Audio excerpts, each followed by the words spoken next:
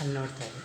ಶುರು ಮಾಡಿ ಮೇಡಮ್. ನಾನು ಭಾರತಿ ಕಾಸರಗೋಡು ಸಿಂಧು ಭೈರವಿ ಕಲಾ ಕುಟೀರದ ಆಶ್ರಯದಲ್ಲಿ ಇದೇ ತಿಂಗಳ 10ನೇ ತಾರೀಕು ಬೆಳಿಗ್ಗೆ 10:00 ಕನ್ನಡ ಸಾಹಿತ್ಯ ಪರಿಷತ್ತಿನ ಸಭಾಂಗಣದಲ್ಲಿ ನನ್ನ ಒಂದು ಇಂಗ್ಲೀಷ್ ಪುಸ್ತಕ ಬಿಡುಗಡೆ ಆಗ್ತಾ ಇದೆ.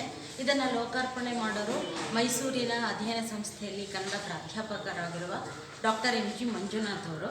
ಇದು ಪುಸ್ತಕ doctor V Doreswamy Iyengar pride of Mysuru ಪುಸ್ತಕದ ಹೆಸರು. ಇದು ಆ್ಯಕ್ಚುಲಿ ಮುಂಚೆ ಕನ್ನಡದಲ್ಲಿ ಬಂದಿತ್ತು. 1997ರಲ್ಲಿ ಮೈಸೂರಿನ ಗೀತಾ ಬುಕ್ ಹೌಸ್ ಅವರು ಪ್ರಕಾಶನಗೊಳಿಸಿದ್ದಾರೆ. ಆ ಮಹನೀಯರ, ಆ ಹಿರಿಯ ವೈಣಿಕರ ಜೀವನ ಚರಿತ್ರೆ ಅದು 2021ರಲ್ಲಿ ಹಿಂದಿಗೆ ಅನುವಾದ ಆಯಿತು. ದೆಹಲಿಯ ಸಂಗೀತ ನಾಟಕ ಅಕಾಡೆಮಿ ಅದನ್ನು ಪಬ್ಲಿಷ್ ಮಾಡಿದ್ದಾರೆ. ಅದು ನನಗೆ ಸಂತೋಷ ಆಯಿತು. ಮತ್ತು ಈ ಇಂಗ್ಲೀಷ್ ಪುಸ್ತಕವನ್ನು ಬರೆಯಲು ನನಗೆ ಒಂದು ಸ್ಫೂರ್ತಿ ಆಯಿತು. 1.5 ವರ್ಷ ಆಯಿತು. ಯಾಕಂದರೆ ನಾನು ಕನ್ನಡದ ಲೇಖಕಿ, ಇಂಗ್ಲೀಷಲ್ಲಿ ಬರೆಯೋಕ್ಕೆ ಒಂದಷ್ಟು ನಾನು ಅಧ್ಯಯನ ಎಲ್ಲ ಮಾಡಿಕೊಂಡೆ.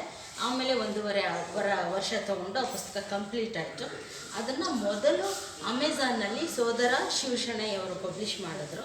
ಅದರ ಹಿಂದೆಯೇ ನಾವು ಈ ಪ್ರಿಂಟ್ ಬುಕ್ ಕೂಡ ತಂದಿದ್ದೀವಿ. ಈಗ ಬಿಡುಗಡೆಗೆ ಮೇಡಮ್, ಪುಸ್ತಕದಲ್ಲಿ ಏನಿದೆ ಮೇಡಮ್ ಸಾರಾಂಶ?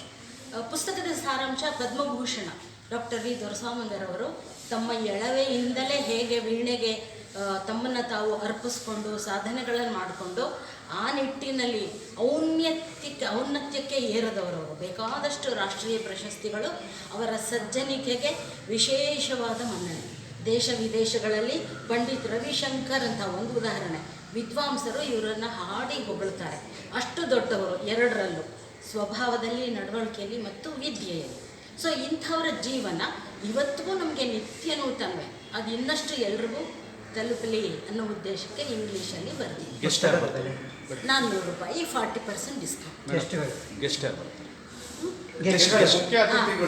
ಲೋಕಾರ್ಪಣೆ ಮಾಡೋರು ಕನ್ನಡ ಅಧ್ಯಯನ ಸಂಸ್ಥೆಯಲ್ಲಿ ಪ್ರಾಧ್ಯಾಪಕರು ಡಾಕ್ಟರ್ MG ಮಂಜುನಾಥ್. ಅಧ್ಯಕ್ಷತೆ ದೊರೆಸ್ವಾಮಿಯಂಗಾರ್ ಅವ್ರ ಜೊತೆ ಎಲ್ಲ ಕಡೆ ಮೃದಂಗ ಪಕ್ಕವಾದ್ಯ ನೀಡಿರುವ ಅತ್ಯಂತ ಹಿರಿಯರು ವಿದ್ವಾನ್ AV ಆನಂದ್.